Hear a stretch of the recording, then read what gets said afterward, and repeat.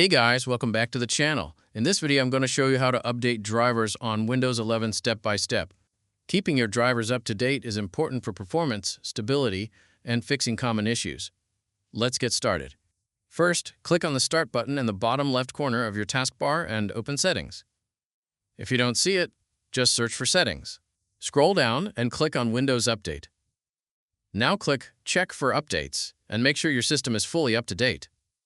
If any updates are available, install them before moving on. Once Windows is fully updated, you can close this window. Next, click on Search and type Device Manager. Then open it.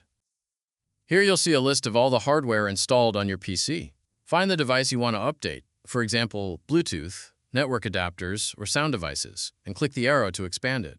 Right-click the device and select Update Driver. Now choose Search automatically for drivers. Windows will check for the latest driver and install it if one is available.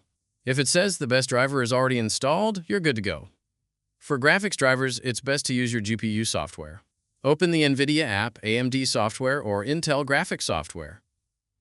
Go to the drivers section and check for updates. If a new driver is available, download and install it.